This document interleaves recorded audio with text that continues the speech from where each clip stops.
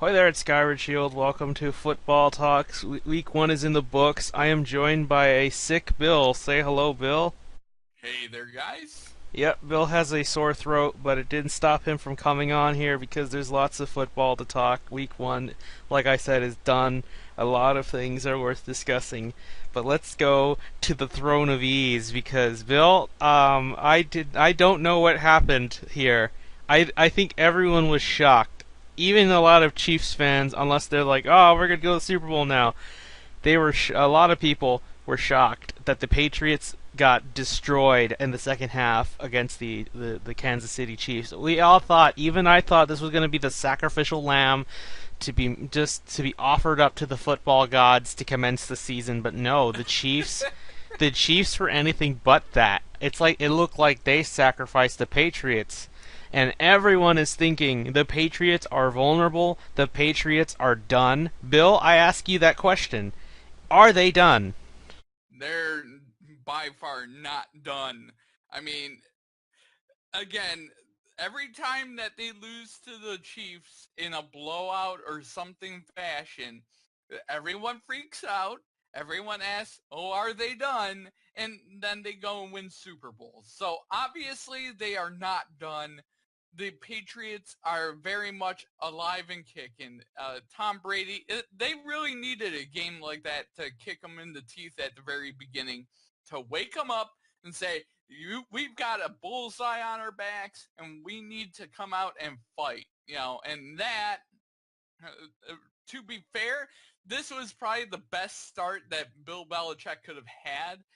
Of course, you don't want to lose any game that you play in, but this is a teaching tool to his defense, to his offense. No one's going to give anything to you.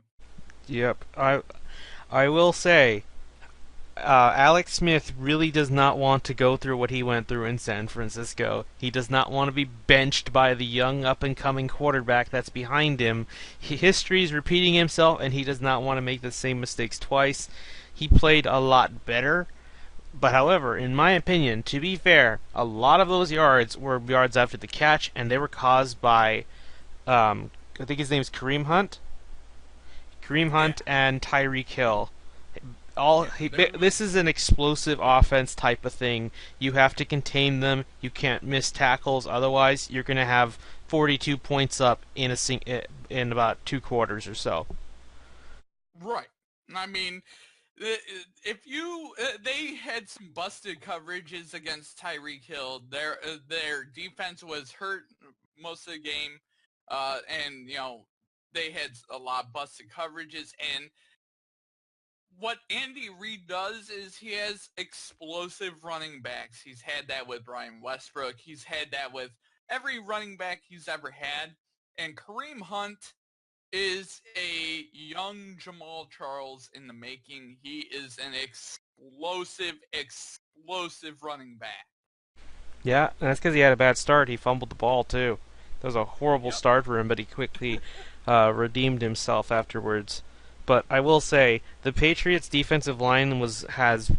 I really miss Rob Ninkovich.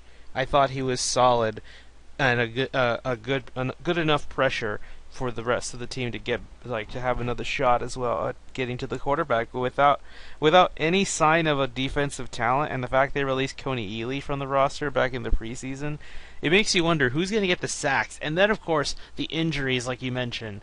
Dante Hightower is probably going to come back for week two, but to me, I've said it many times. He is crucial to that defense. He is the Jenga piece of the defense, if not the whole team.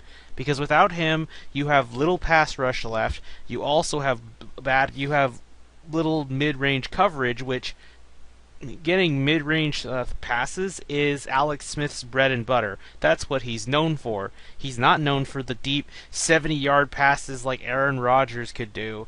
He is known for getting maybe 10, 20 yards at most. Right. And he plays to his strength. His strength is a West Coast offense, and Andy Reid runs a West Coast offense. And the good thing about the Kansas City for the Kansas City side is they discovered Kareem Hunt. He's a third round pick. And you know, it's going to make it very difficult when what's his face comes back.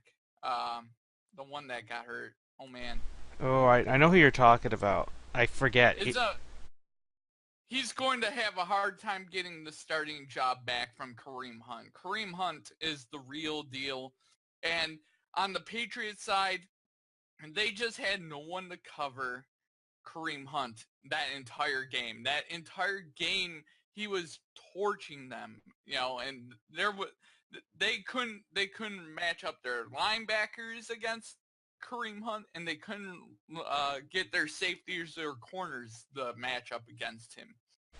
Oh yeah. Um, It was a pathetic defensive effort. yeah. I'm thinking, is he on? I think he's on IR. Maybe the IR boomerang. The guy that you're talking about, because the only other running back behind Kareem Kareem Hunt is Charkendrick West. I there's one guy that got injured, and that I can't remember him. I feel it sounds bad saying that, but yeah, I don't know. I can't remember, but I guess that shows you how good starting Kareem job. Hunt is because we've all forgot about him. Yep. I take it you're looking it up who the guy is. I I I I'm trying to go off of memory. I don't remember who it is. Yeah, it's Maybe a I'm just misremembering and I'm thinking of a different team. yeah. It's no. There is someone who was taken out. I remember they talked about him like, before the game started. It's like, but we'll see. Anyway, Right. so back to the Patriots, there was also questions on the offense because so many wide receivers are gone. Obviously, Julian Edelman's out for the year, and then Danny Amendola, who looked like he was going to try and fill in for that role, gets taken out with a concussion. And by the way, get used to hearing that word because we're going to be talking about that a lot early on. There were a Yep. lot of concussions for this week. It's bad. So much so, I think the NFL pretty much needs to talk about it at some point. But anyway, so there's the matter of him having a concussion. He might come back because like it's a long rest until week 2. But then you also had I think Malcolm Mitchell, was that the name?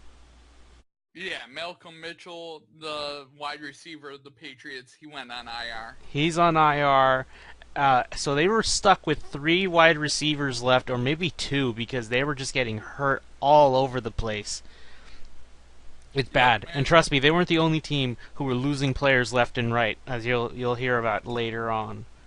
oh yeah, I mean, you know, their offense stalled after Amendola got hurt, and the other thing with the offense, and the issue was, is that they had no room to catch the football, and what they were talking about on broadcast, and what you saw a lot of was Kansas City was glued to the wide receivers. They were legitimately in their face the entire game, Eric and Berry was actually shutting out Gronk for the most part. There was a touchdown Gronk nearly caught, but that would have been it. But Eric Berry, speaking of, he's probably out. I think he's out for the year with a torn ACL or Achilles, yeah, something there with his was a leg, lot but of he's out. ACL tears as well. That yeah, that just tore apart that just tore apart the best part of the secondary on the roster. Eric Berry was shutting out a good tight end like him, but either way, Oh the yeah. defense still looks pretty stout for now, even without Eric Berry. I mean, losing him's a big deal, but they've survived without him before, and the defense looks even better than before. You still have Marcus Peters to be your top secondary player, so as things stand now, Bill, the Chiefs are very likely going to be, unless they run into the Steelers early on in the playoffs, it's looking likely a Steelers Chiefs title game. I know on account the Patriots out, but considering they dropped a big one at home, their home place does not feel safe, at least against the Chiefs. I'm pretty sure if they get the Steelers, which I don't think they can take care of business. But if it's against the Chiefs again, I'm not guaranteeing them a win there.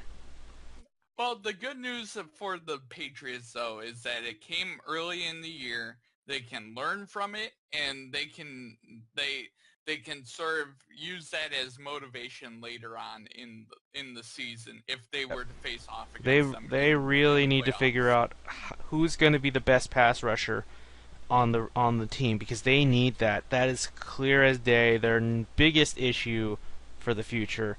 They can't. They shouldn't. They shouldn't even trade for it though. That's the other thing. There's no one that you really want to trade for and take right now. Right. I mean, that's their biggest need, and that has been their biggest need the entire off season. And I think it's been proven that they didn't address it yet. Yeah, we'll see how they can go off from that. But now let's talk about another AFC team. This game was the complete opposite of what say Saints fans wanted back when they returned to the Superdome against Atlanta. The Jaguars defense is looking like what the New York Giants' defense was last year, carrying a declining quarterback. But the difference is the Jags have a good running back in Leonard Fournette. The Jaguars manhandled the Texans in a 29-7 blowout at home. The return to Houston. There are many problems with this team being exposed. Is something wrong with them? Were they just off their game because they finally get to return home, or was it because are they still feeling the effects of Hurricane Harvey? I don't know. There were much more questions that I could spend asking here, but I think I'd end up taking up the entire podcast.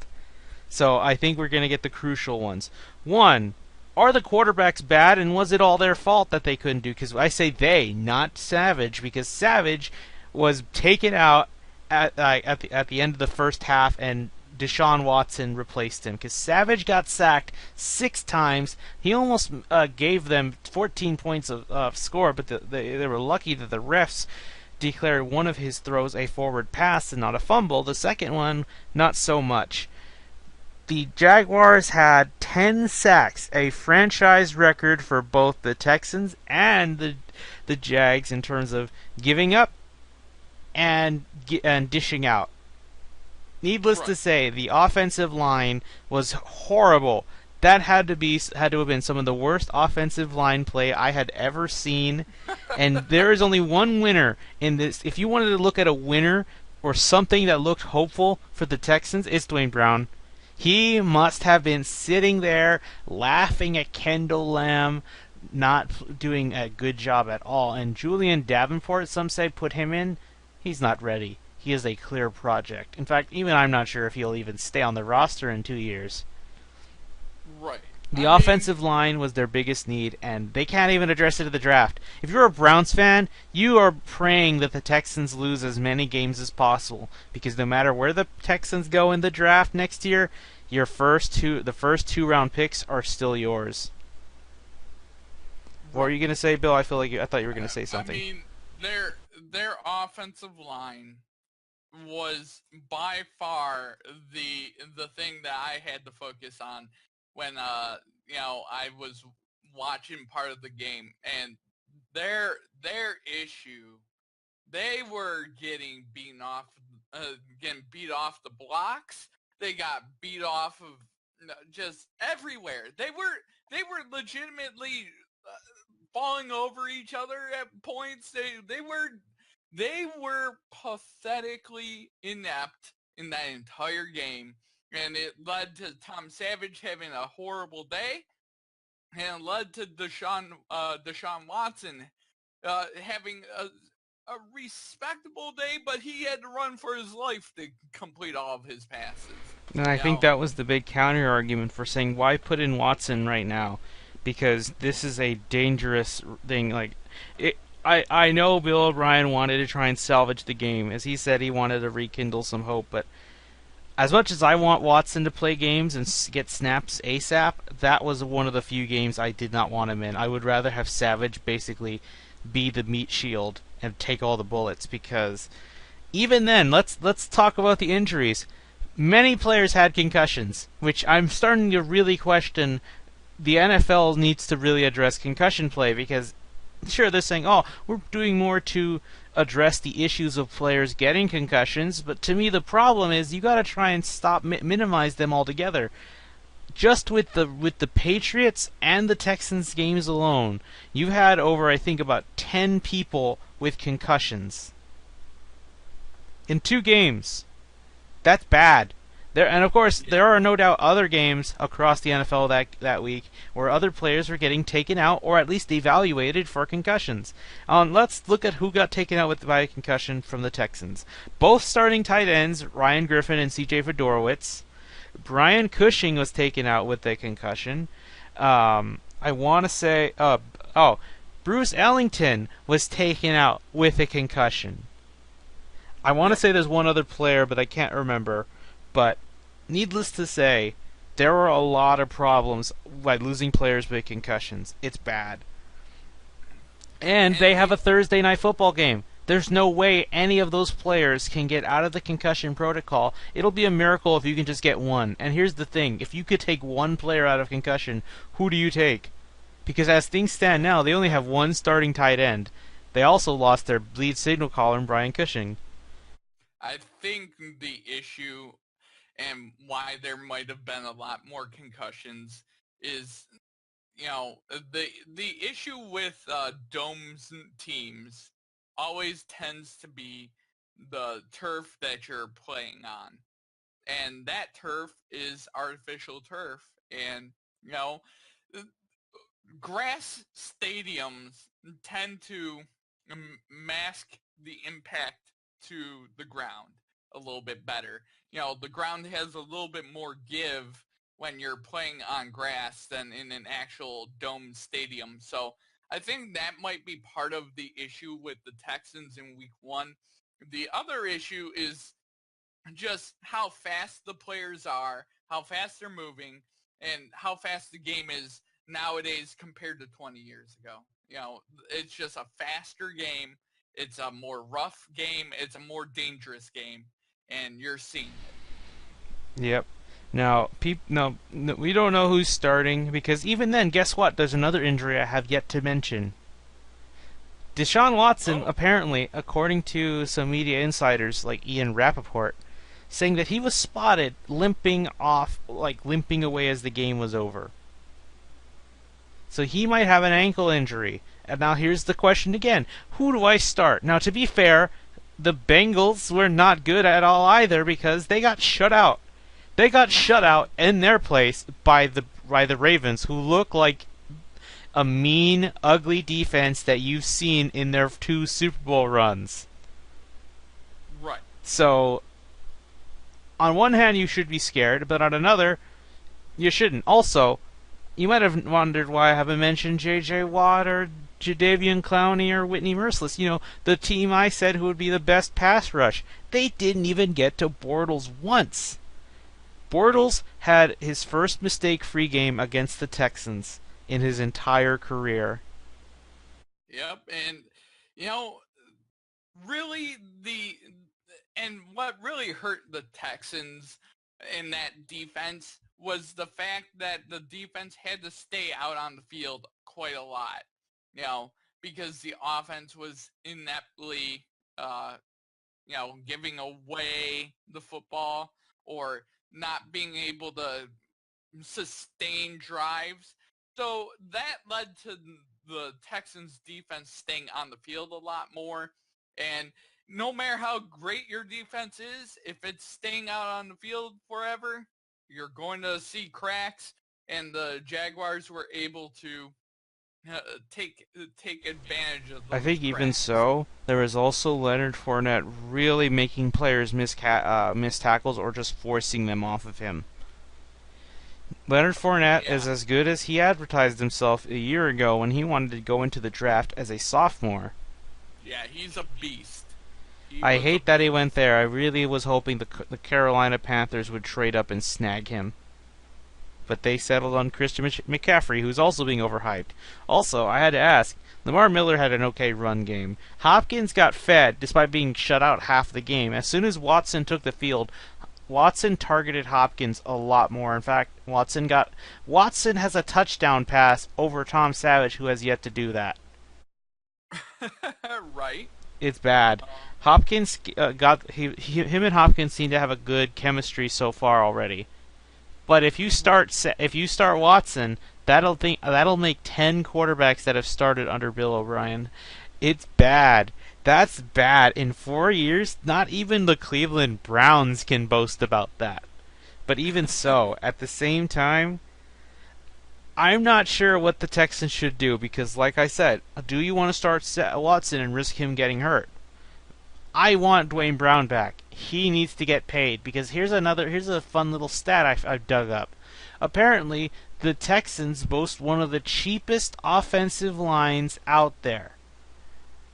I get it. Some group is probably going to get the short end of the stick because guess who you're paying lots of money? You're paying Hopkins lots of money, Watt lots of money, and eventually Jadeveon Clowney a lot of money. That's But then, at the same time, if you want to build a good roster or a good offense, you need offensive line play just as much as as quarterback play. And Dwayne Brown has been by far their best offensive lineman for probably the best lineman in the entire franchise's history. There are other cases like Chris Myers, and here's the sad thing: Nick Martin, who's practically a rookie because he missed all of his rookie year last year, was the best player, which that's not to say he didn't give up anything, but he was the one who committed the less mistakes and gave up the least amount of pressures. Right. Which is pretty sad. Yeah.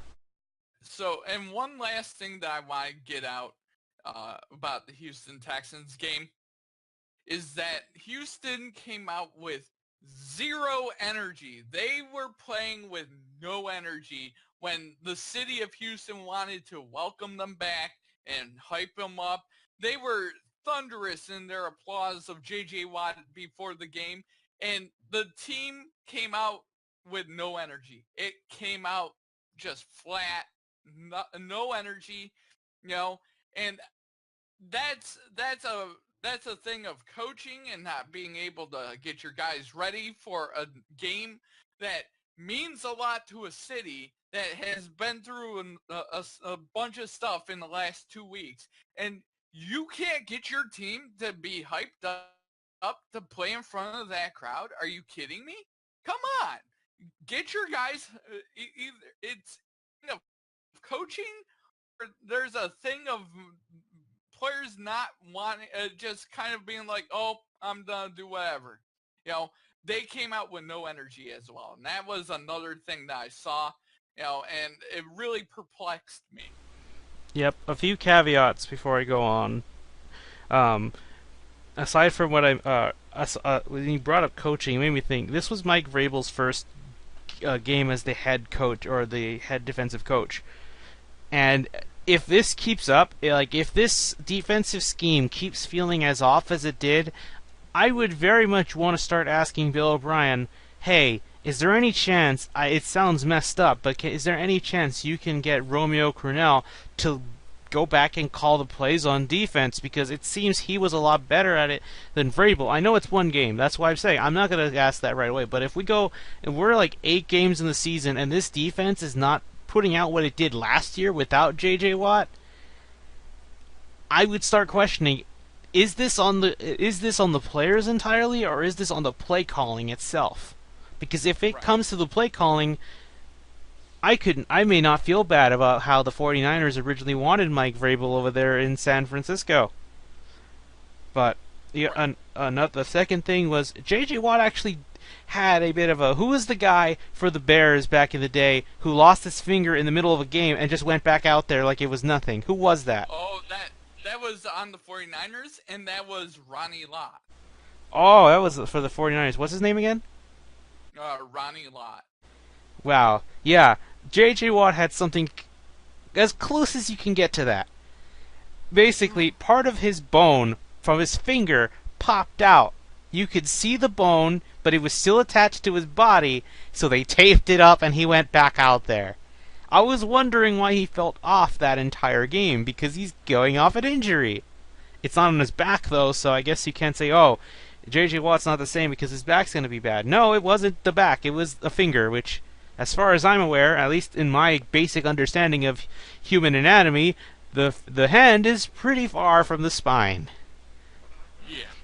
So I don't want to hear that. Oh, just you see, J.J. Watt's not the same player anymore. It's like people were thinking about that with Gronk right now, but I think even when Gronk felt off in that game against the Chiefs, I think it's just Eric Berry doing a good job of shutting him down.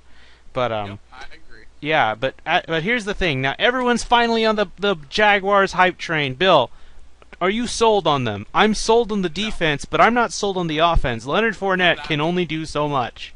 I'm not sold on either. I To be want to fair, see them if they beat someone like the Patriots, the Chiefs, or the Raiders or the Steelers. I think at that point every Jags fan should be acting like they have a shot at a playoff game because they would beat a real contender who has like a good quarterback that can keep your defense on the field longer than 2 minutes, and then we'll start. Then we'll talk. right? But anyway, let's move on to a game where a team actually won. Bill, people Ooh, people doubted this team. Bill, I know it's 1 week still. We have to keep expressing that this is just week one. Anything can change. But Bill, the Lions, for that bad start to come out, and this is technically a fourth quarter comeback, even though Stafford didn't need to do it all on his own at that point, because he had a friend in a quarterback across the room in Carson Palmer, who I feel very bad for this team. I feel bad for Carson Palmer. I feel bad for Larry Fitzgerald. This was the last real chance I think they had, unless Big Ben pulls off a Bruce Arians type of move, retires from the league from the Steelers just to get out, and then goes to Arizona to join Bruce Arians. I don't see that any more year from this year that the Cardinals will have a chance at a Super Bowl or Larry Fitzgerald, which is a damn shame. I remember 2 years ago when the Panthers were dabbing their way to the Super Bowl. I said, sure, the Panthers look like the fun team, but the Cardinals were the team that deserved it. And then the Panthers won, which that was on the Cardinals. That was the beginning of Carson Palmer's meltdown, actually. right. And then the Broncos dabbed over the Panthers. I know we're making too much dabbing jokes, but yeah. The Cardinals look like they were going to take this one. It was close, mind you. But at the end of the day, Carson Palmer's interceptions, as well as Matt Stafford finding his steal of the draft, who I want to save that for later too, gave the Lions a very comfortable win. The Lions were playing from behind for most of it, but once it went to the Lions' favor, I don't think anyone thought that they were going to lose that lead. Right. And legit watching that game, the you saw a defensive struggle between two teams. You know, the Cardinals defense is still pretty legit. It still has Tyrann Mathieu, it has Patrick Peterson. You know, that defense is no joke, you know, and the Lions defense was matching it toe to toe against a really good Arizona Cardinals defense. And the thing about it is the Lions defense got no love. It's never given any love. And you know, oh, the Arizona Cardinals, you know, the offense looked bad. Well, part of it is that the Detroit Lions defense came to play. Jared Davis came to play. You know, Glover Quinn came to play. Oh, I miss him. A bunch of players came to play. Darius Slay, you know, and they held David Johnson to lows in freaking rushing and receiving yards. Mind you, he still got some good passes, and I think one of them actually got injured from, because David Johnson actually is out of the game for 12 weeks. Yep. It resorted to the Cardinals yesterday actually going for DJ Foster from the Patriots practice squad. Right. But Bill, there's actually some stats that I want to go look from Pro Football Focus about the Lions and their secondary pieces. One of them actually shut out Larry Fitzgerald for a bit. Right. I just need to go check this. Continue what you're saying while I'm looking for this stuff. The defense is given no no love by anybody. The defense is given no love, and yet 3 different safeties for the Lions intercepted passes. 3 different safeties. It's at what point do the Lions defense is the Lions defense given the credit they deserve? I mean, there's with Carson Palmer had one horrifically bad interception in this game where he threw it right to the Lions player. I mean, legit. But otherwise, it was all contested stuff, and the defense played really well. Now, number 2 that I want to just get into with the Lions is that the offense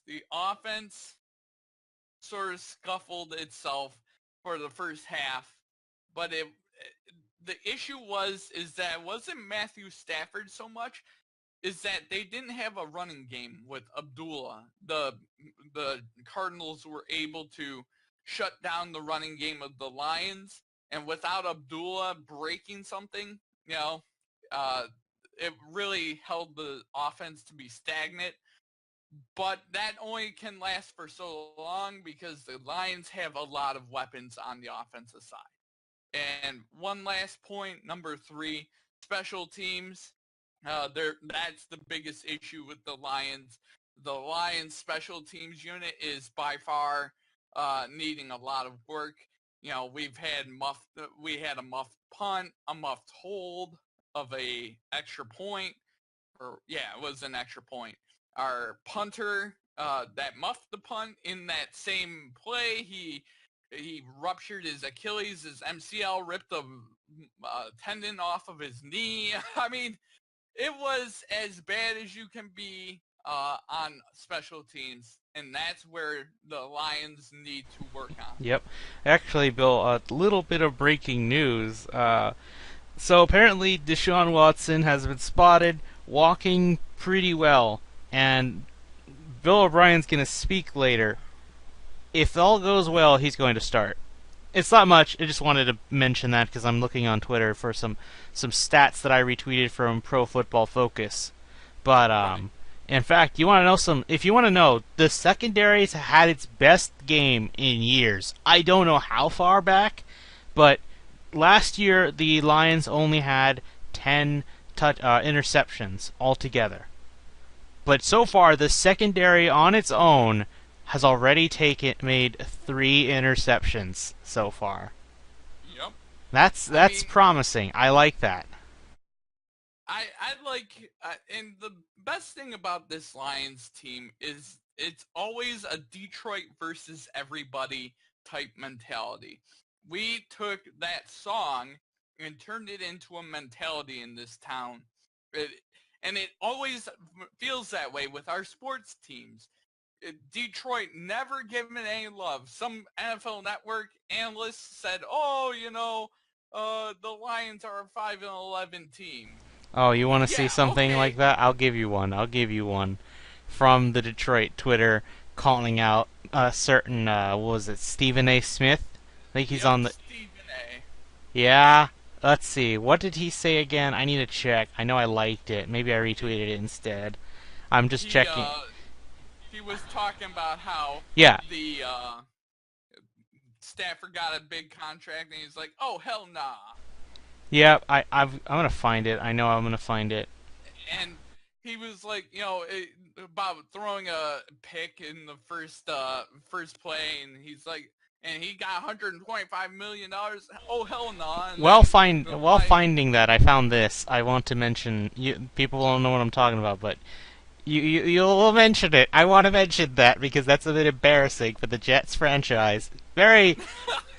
Just give it a minute. I found the thing. I found it. So basically, Stephen A. Smith. Oh hell nah! I don't want to see Matt Stafford throwing pick sixes. Not after becoming the highest paid player in the NFL. No sir.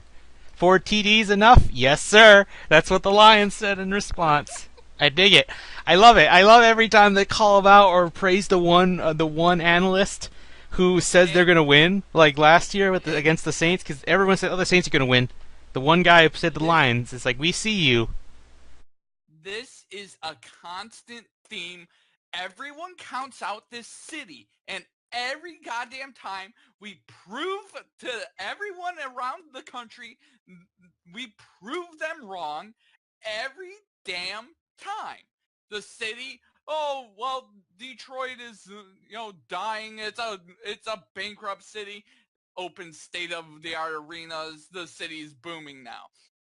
The Lions team, oh, they're a 5-11 team. Start out the season beating everyone's beloved Cardinals. Oh, the Lions are never gonna do this. We take the Green Bay offensive lineman. We have an offensive line that can actually play. We have a defense that can actually play, and we have an offense that can actually play. You tell me if the Packers are a better team than the Lions, and the Lions will stomp them. Yeah, oh yeah. Actually, here's some food for thought. So, um, some of the best edge rushers this week were actually one defensive lineman, Cornelius Washington. Um, Stafford obviously is one of the best passers last week, and then of course my favorite thing. This is one of my favorite stats. What's his name? It's one of the secondary players for the Lions. Right. I'm trying to remember his name. I'm trying to go through PFF's Twitter, but it's all drowned out by Vikings right now. Right. Oh, they're everywhere, Bill. What can I do? They're everywhere.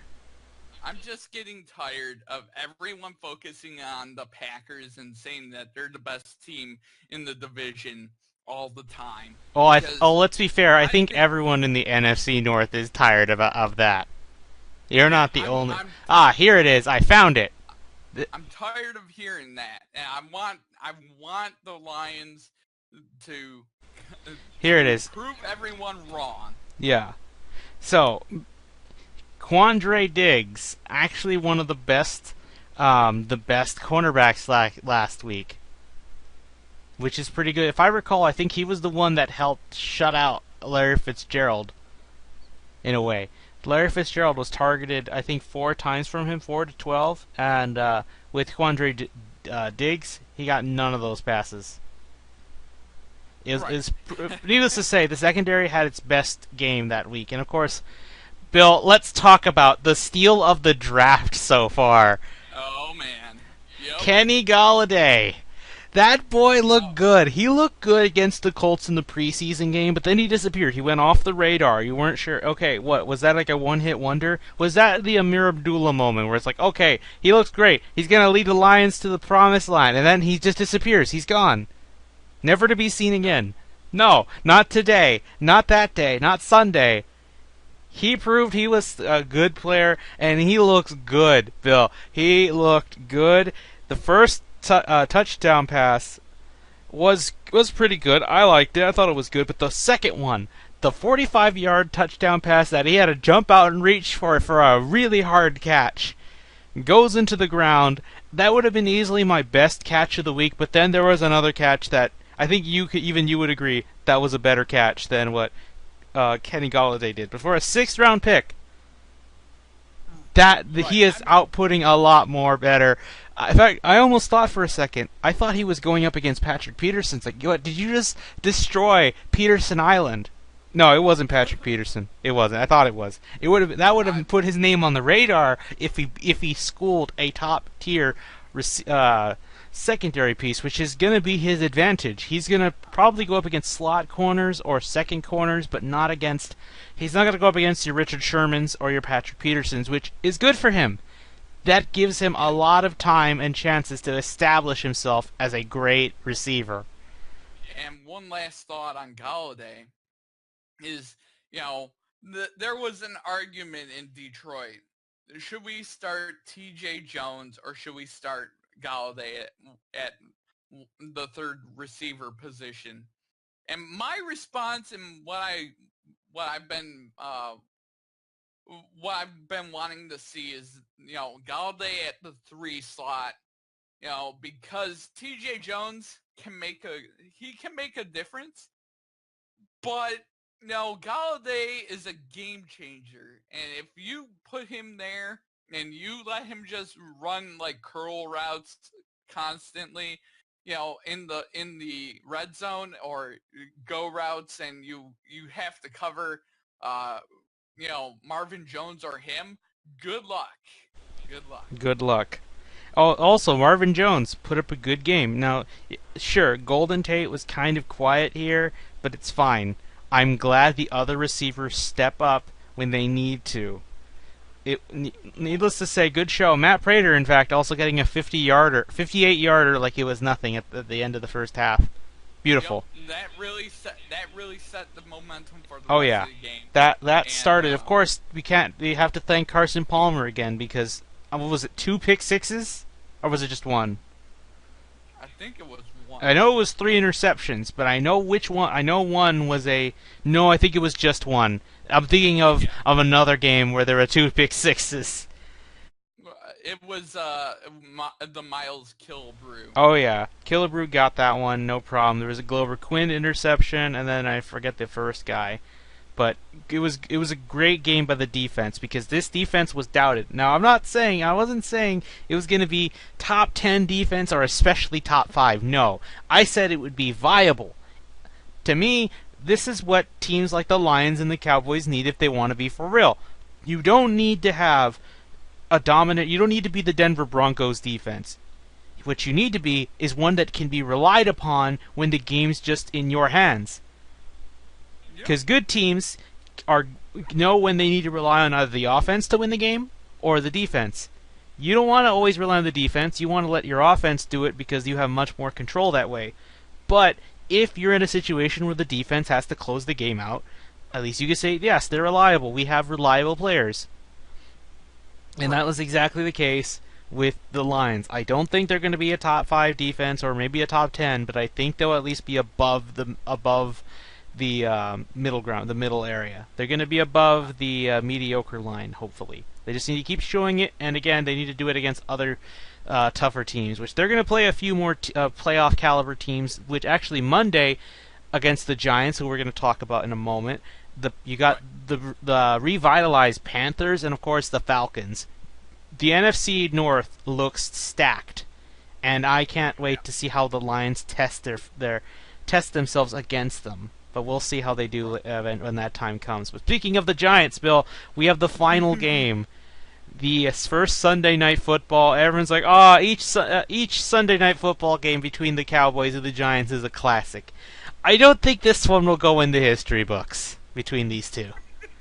This one, if you're a Giants fan, you felt like you were a Jets fan.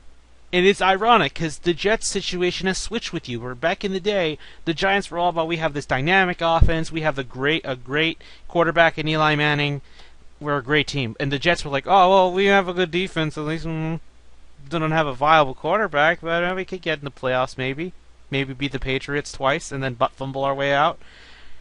No problem, Bill. No problem, because now it's switched around and the Giants have the defense.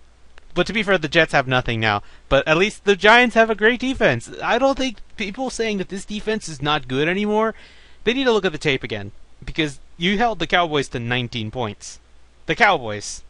Who even then the Cowboys had their way, but they had to fight for every single point.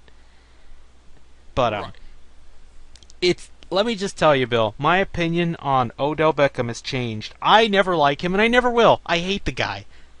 But I will say, when he said he's important to the Lions, the Giants, I don't think he's wrong anymore. Because I thought if you took him out, sure, you have Brandon Marshall, and everyone says Sterling Shepard's good, even though I doubt him. But maybe he'll step up. Maybe Evan Ingram will, the new tight end they got. No, that offense was pretty much dead. It barely scraped 200 yards of offense against the they only got 200 yards of offense all game, and it took until the 2-minute warning of the final quarter for that to happen, which is very bad.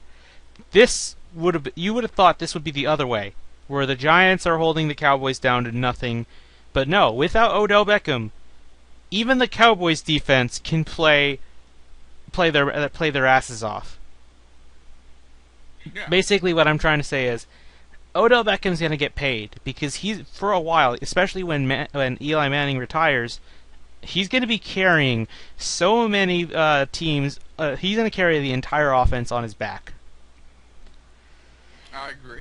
I agree. It's bad. It's needless to say, Odell Beckham should be considering possibly not signing with the Giants and going to a team who has a quarterback because once Manning's gone, your Super Bowl window is going to slam shut on your fingers very hard. Well, the issue with that is that, the Giants will franchise tag him anyway, so, I mean, he's kind of stuck. Oh yeah, that's true. But The franchise tag, the thing that was meant to make the NFL balance, but if anything, it's counterproductive against the players. it's one of the most useless things in the entire league. Yeah, But he would have to retire for a whole year and then come back where he's free from everything. I think ex- that's the only way he'll get out of it. I mean, it's a ridiculous concept and needs to go away in the next CBA. And in a couple of years with the new CBA, I think there's gonna be a strike for at least a year. So, that's off in the distance. But without Odell in that lineup with Eli Manning and like Carson Palmer before him, Odell Beckham, uh, Odell Beckham catches stuff that goes to opposing teams. He rips out when Eli makes a mistake and throws it behind his receiver. Odell has the ability to go back and get it and make crazy one-handed catches and stuff like that. No one else on that team can do that, and that's a trait of Eli Manning. He'll throw it to the other team at least 3 to 5 times a game, and if you don't have receivers that can knock those down or go back and get it, you're gonna see those interception games, sort of like what Carson Palmer. I throw people like Carson Palmer, um, Eli Manning in that boat, the Brett Favre boat. Basically, he'll throw towards the opposing team 3 to 5 times. If your defense is good enough, and the Cowboys' defense was good enough that day, they, knocked down a bunch of those passes. They kept those Giants at bay. Yep. Um, I will say once uh, Odell comes back and is healthy, I don't think Giants fans will need to be worried because I'm certain once they have Beckham, they will at least be a viable team altogether. They're gonna have to win games with low scores, but at the very least, they could sneak into the playoffs. I think they just need to make sure they beat the right teams, like the Cowboys, when they get another shot at them. Because I think I agree. tiebreakers are what's going to get them in at this rate. I'm still of the belief that they will win the division in the end, but we'll see. Because the Cowboys looked good on defense. However, I am proud for what they did. I am glad of what they did that they proved me wrong. However, this was not against a true, how do I put it? A true offense. I have the perfect test, and it's Week 5. Aaron Rodgers in Dallas. Can you do it? Can that defense, a young, new defense, the new secondary players, and some of them were good. Number 30, I know his last name was Brown. He looked great. However, what are you going to do against Aaron Rodgers, who lives on exploiting new players to a system and catching them off guard, making them go off sides, or catching them when they're substituting players to get free plays, to get easy touchdowns, and put up, oh, by the time you look, he's already got 21 points on you. Yep. I mean, they have a few tests that they need to do. I'm not 100% sold on the Cowboys defense at all because really the Giants were their offense is not the greatest thing in the world, and especially without Odell Beckham. Even with Odell Beckham, I don't think the Giants when he offense is comes the best back, thing. it's lucky it's on the Monday because that gives him a better chance to be more healthy. Because Bill, speaking of the Lions earlier, they have a shot at this, depending on how Beckham is. If he's not starting that game either, I might change my pick to the Lions. But if he is, at the very least, the Lions have to consider him at his how he is at his peak. You don't want to take a chance and just say, "Oh, let's just stick Slay on him," and then 1 minute, all he needs is one play to get open, and he'll roast your ass. Exactly. So you see basically with Beckham there, your defensive scheme changes. Yeah, yeah, I agree. Whereas here, they could stick tight man to man. But with Beckham's there, especially if you're the Cowboys of all teams, you have to double cover and maybe triple because I can't trust anyone in the secondary against a top tier receiver yet because they still haven't beaten one. Maybe if they can handle the Packers or something, I can say maybe you have a shot. If you can be an offensive dominant team like the Packers or the Raiders, you got a shot. I agree. But let's talk about the Cowboys' offense at least, because I will say that the defense was able to contain some like Dak a bit. They could make him uncomfortable. But in terms of the run, the Cowboys had them beat. For the first half of the game, they were lucky there's a halftime. If there was no halftime, the Giants' defense would have collapsed if there was another 90-yard drive to go through. Yeah. The Cowboys were living in the thriving system. Sure, they didn't get a touchdown at the end of every drive, but they were exhausting that defense. They were weakening them. If not for halftime, that Giants defense would collapse, and it would have been a slaughter afterwards. But it's like what you mentioned earlier, that the Cowboys defense tires the team out and exposes cracks. It's what they do best. It's how they play. And of course, even some of the wide receivers got better. Dez Bryant, who looked a lot better when he did get on the field, because he wasn't on all day, was able to sometimes put a clown suit on Janoris Jenkins. Of course, Jenkins was holding on to him for dear life. In fact, I thought there were a few times where Jenkins got away with defensive holding or pass interference calls. I thought so too. Because Jenkins is a lot like A.J. Boye. They're good corners, however, they like to keep their hands on a little too long, and they might get away with it, and they might not. Right. Depends on the refs. If you get good refs, you'll get spotted. But if you get bad refs, like say in Detroit or Green Bay, they'll give them a pass. Yeah. I'm not saying they're biased. I'm just saying they're not as efficient. Right. But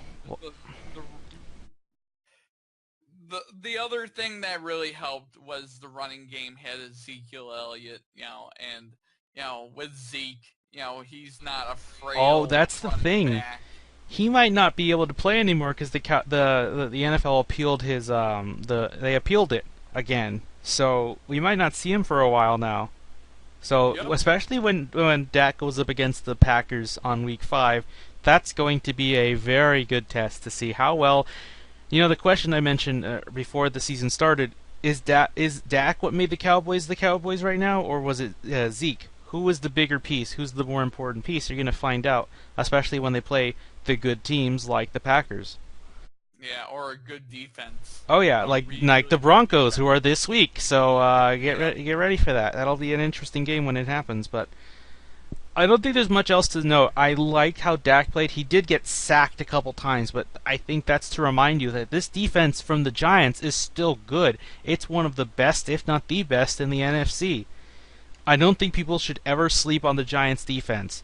They were gassed because their offense is playing like trash. They're pretty much playing like how Houston was, except New York has a quarterback, actually, whereas Houston still is not certain on that.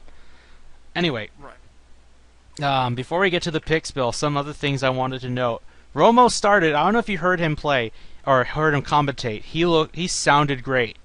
My only criticisms of him is he needs to know when to jump in sometimes, because I noticed when after Jim was done talking, it was 3 to 5 seconds before Romo said something afterwards. It's like he needs to know when he's got to jump in, or if he has something on his mind, he should say it at the right time instead of waiting and then it has that awkward silence. Because awkward silence in a football game is bad. You can do that in baseball because there's not much talking, but you don't want to do that in football. Right, because it's real easy to exactly. lose football fans' attention, especially in between plays. Whereas baseball, you know what you're there for. You know it's going to be quiet until the ball's thrown. Right, and you know for a fact that there's a lot of time off in between uh, activity Yeah, in but he baseball. sounded good. He sounded. I liked especially when he kept predicting plays. He's on top of it. He is going to be one of the better color analysts out there because he is calling the play and it happens. He knows. For now, for a good while of this next few years, he's going to be a psychic in terms of calling. I can't wait for him to to announce his own Super Bowl. Probably, I think it's next year. Yeah, I think next year the CBS is going to host the Super Bowl. Yeah, this year it's NBC. Yeah, so next year, oh, I can't wait to hear whoever plays that one. But we'll see. Speaking of that, his game was the Raiders game, which everyone's like, oh, the Titans are gonna be what the Raiders are, and the Raiders are gonna slip because they don't have a defense, and Beast Mode's overrated. But no, the Raiders knew what to do with Beast Mode. They didn't rely on him heavily. They didn't make him the workhorse like the Seahawks did. The Right. Seahawks, for the team that drafted him, didn't know how to use him. But even so, it was a great game, and you got to be excited as a Raiders fan because it feels like you haven't missed a step since Carr broke his leg. Right. But And I'm so glad to with see the Titans fans get their smug faces just get the destroyed. It's bad. the other thing about the Raiders is they got Amari Cooper involved, and he got into the end zone. He was struggling last year to get into the end zone. This year he got into the end Yeah, zone really I'm still fast. fairly certain the Titans will win the division, but it's like, are you a for real team? You have to beat a for real. You have to beat another one to prove it. You have to beat a team like the Raiders or the Steelers or whatever. You have to beat one of them to prove you are for real. And until that time, I'm not sold. But Right. anyway, the last thing though, here are the most interesting teams of Week 1, the fun teams to watch. Like I mentioned, the Raiders, we all expected that. The Lions are also very fun because you and I were saying that they were. People said they weren't, but I think that one was something that a few people like us saw coming, and others are like, "What? The Lions looked good this week? Impossible." The Panthers look like they're coming back into form, but the one surprise, this one I think surprised anybody unless you're a die-hard fan of them. The LA Rams, Bill, Sean McVay's first game, and you make a staple. And some would say you stomped a bad team. No big deal. Actually, yes, it's a big deal because the Rams were that team last year. They didn't know how to play football on offense. They only knew how to play defense, and even then, they played badly. I mean, to a fun stat for the Rams is they average 14 points a game. They scored 3 games worth of points in that game against the Colts. Yep. Tremaine Johnson looked like my favorite corner from them. I like their team, and they don't even have Aaron Donald. He's holding out.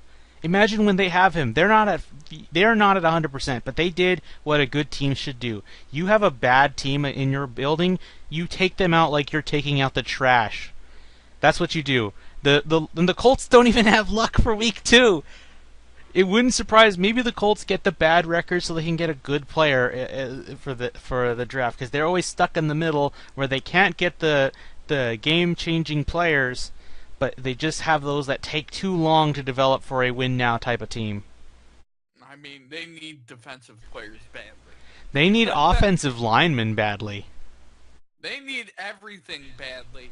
Yeah, To be fair, they're a team that's they're the polar opposite of the Texans, who they just needed a quarterback to be good and an offensive line. But this team needs everything else that's not a wide receiver to be good. They need a they're running really back. They bad. need offensive line help. They need defensive line help. They need cornerback. I can go on. I mean, and they need a new head coach. He was He couldn't even screwing up name the the game. team that kicked his ass. Yeah, I mean, he legitimately he didn't he scored a touchdown and he never challenged the play. He should You have. You know, hit the pylon. At the very least, you might have been like, you would have had a better chance. In fact, you might have at least been closer to the end zone, which should have been an it easy was the QB sneak. it was the it was the first half. Go I for it. know. Yeah, that's the sad thing. And you weren't even down that much. It was what 10-0 at that point, or was it? Yeah, Yeah, it was 10-0. You would only be you would be one score off no matter what if you got a touchdown or a field goal. But if you had a chance at a touchdown, take it. They got stopped, and the momentum went the other way, and they got absolutely blown out. People wanted to say Jim Caldwell's going to get fired midway. I'm thinking that's Pagano. I think Pagano should be the favorite because as things stand now, Caldwell looks like he's getting an extension. But anyway, what, Bill? Yeah. Yeah, I was gonna say, yeah, that's not going to happen. Yeah. Meanwhile, Sean McVay, young coach, I like it. Fresh. I like when young coaches come in because they have a lot more innovative ideas, or in this case, a revitalizing type of thing for them. Just like how the Panthers look today, they look like it too. The West Coast was actually churning very well today. A lot of the teams look good. But anyway, Bill, are you ready for the picks? Oh man, the picks! All right, now we're into week 2. We've already discussed Thursday Night Football, but Bill, let's bring it up again just in case.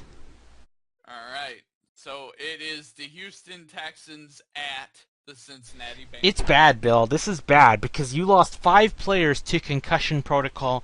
It feels like Watson's going to play, but even so, this offensive line is garbage. But at the same time, the Bengals got shut out at home. Some bad team has to lose here. I'm going to go with Houston because I feel their defense should get their shit together by now. I feel like they need to wake up and win now because they cannot afford to fall behind the Jags and the Titans. This is the game where Andy Dalton gets benched. I have the Texans winning. I think Andy Dalton's going to throw 3 picks. I hope you're right. I hope Deshaun Watson looks good, more importantly. In fact, I want him to put more points than the defense. But, go on. Let's go on, Bill. All right. So, the Sunday games, the 1 o'clock games, is the Cleveland Browns at the Baltimore Ravens. The Baltimore Ravens look like big, bad bullies once again. I think Terrell Suggs is going to eat Deshaun Kaiser alive.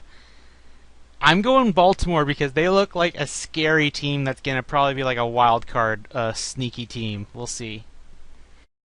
Flacco's only going to get better, and the Ravens have a defense that's going to shut down the Browns. So I got Baltimore.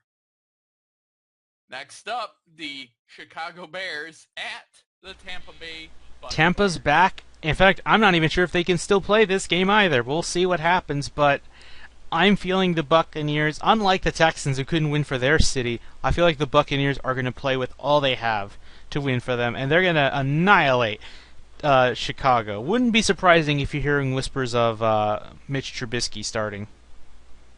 I've got Tampa Bay winning as well. The Bears came out and gave a good effort, but they're playing away from home, so I got Tampa Bay.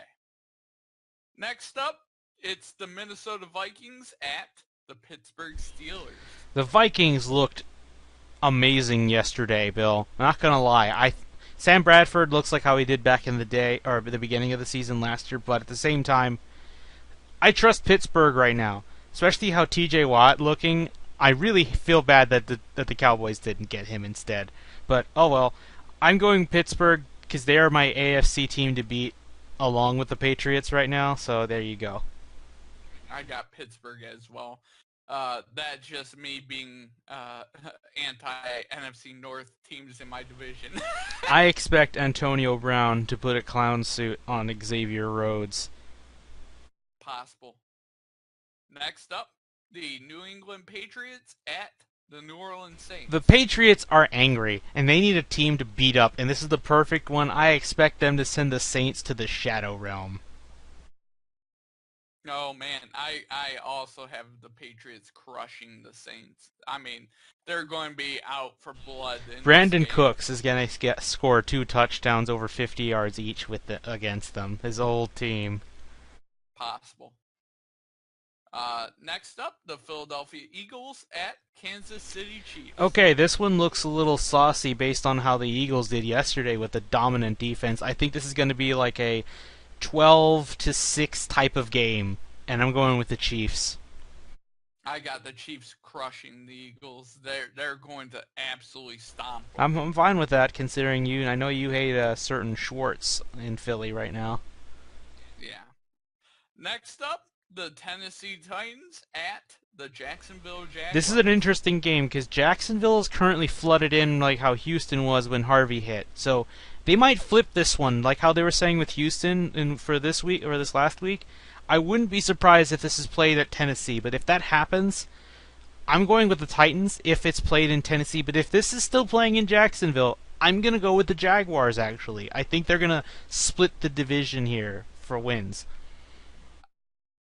See, either way, I got Tennessee beating Jacksonville. I just feel the Titans are a better team than Jacksonville. All right, next up, the Arizona Cardinals at the Indianapolis Colts. Okay, this is a game that you can live without losing or with losing David Johnson. I feel the Cardinals can do just enough with the passing game and do a little bit on the ground to beat a bad Colts team. If they had luck, I might have called this an upset of the week, but there is no luck, so there is no hope for the Indianapolis Colts. I've got the Cardinals as well. The Colts are going to get stomped as well. All right, next up, the Buffalo Bills at the Carolina Panthers. Oh man, I know we don't dab anymore, at least in football, but Cam's going to be putting on a show. He's going to be the better quarterback that runs for his life because the Panthers look a lot better. They look a little bit like they did back in their 2015 run. Right. I've got Carolina as well. The Bills were struggling against the Jets, and that's all I gotta say. Next up, the 4 o'clock games. The New York Jets at the Oakland Speaking of Raiders. the Jets are about to be consumed by a black hole, and they're going to be out of the NFL. There's only going to be 3 teams in the AFC from now on because there will be no Jets after this. Yeah, the Raiders are going to crush them. I have them winning big. Next up, the Miami Dolphins at the Los Angeles There you Chargers. go. You got it this time, Bill. You're getting closer. The Dolphins have a lot to play for as well, but I think the Chargers, feeling like they lost another close one. You see, Bill, I never mention this, but I feel like the Chargers are the polar opposite of the Lions. They get into close games that either they cause on their own, like by fucking up, or they climb back from the pits of hell to get back in it and just fall short. They always fall short. But this time, no. I think the Chargers will do enough to win. Oh man, I've got the Miami Dolphins. I think they're going to try to. This will be a early test. You know, it's really a close game. I think it's gonna be like a 24-21 game. Next up, the San Francisco 49ers at the Seattle Seahawks. Ouch. The Seahawks are mad. They felt like they could have won that game against the Packers, but stupid flags had to get in the way because, wasn't even Jordy Nelson bitching this time. But, yeah, I think the Seahawks are going to get an easy win. Wouldn't be surprising if they shut out the 49ers. I got Seahawks winning easy as well. Just, it's the 49ers. Next up, the Washington football team at the LA Rams. I'm sold on this Rams team if they can just take care of business and wipe out another bad team. I want to see Todd Gurley rush for 100 yards, and I just want to see Jared Goff play another great game like he did. I'm not so sold on them. I got the Washington football team beating the Rams. I think Goff's gonna have a more pedestrian. I don't trust the Washington football team defense, Bill, so it's going to be interesting what gives first. Right. And the next game is the Dallas Cowboys at the Denver Broncos. Oh man, Bill, for all the praise I gave the Cowboys, especially playing in Denver, I swear playing in every AFC West team minus the Chargers is a much taller task than it would be anywhere else. I'm gonna go with the Broncos because I think the defense is good. If the Giants could do that much to Dak, with likely no Zeke, I feel like the Broncos will do just enough to win this one. I got the Broncos as well. I don't trust the Cowboys defense, and if with Ezekiel Elliott possibly gone, I don't trust that offense against the Denver defense at all. Next up, the Sunday night game, the Green Bay Packers at the Atlanta Falcons. This game is going to be good. But with that said, that's all I like to call it, the butt clench stadium, because if you look at it from the sky, it looks like a certain hole, which I don't need to go into detail for. But in the butt clench stadium, I think it's going to open with a win. The Falcons, I think, on defense look a lot better than how the Packers do. Aaron Rodgers cannot save this franchise forever on his own. And I think the Falcons, on the other hand, are a much balanced and therefore better team. I got the Falcons as well. I think it's going to be a shootout.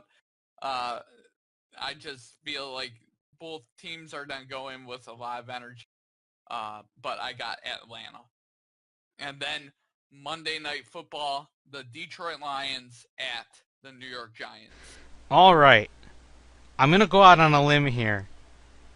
I'm changing my pick to the Lions. The Giants' offensive line showed me one thing. If the Cowboys can pressure them and make Eli uncomfortable, which I know they're division rivals, but the Lions' defense I feel can do just enough to deny the the Giants a win.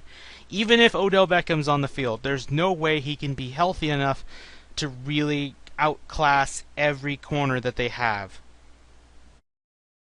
Right.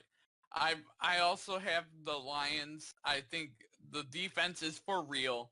I think the offense will do a lot against that defense because they'll be on the field a lot because Eli Manning likes to throw the football into opposing teams' hands. I think this is going to be an ugly game. Like, I'm thinking 19-17 score. Not pretty. It could be anything, really. I really don't know. Yep. Also, one other thing to note: Monday Night Football now has Rex Ryan and the first female announcer. I know her first name is Beth, but I forget the last name. I heard her; she sounded pretty good. I think I can get used to her and enjoy her.